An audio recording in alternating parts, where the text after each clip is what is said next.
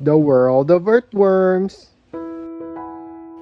How to make this petite block T-Rex dinosaur.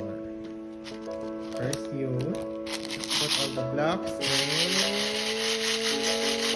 Alright, here we go. We've got our dinosaur T-Rex. It opens its mouth and it's looking cool. It's magic. So we're gonna feed him this garlic now. Alright.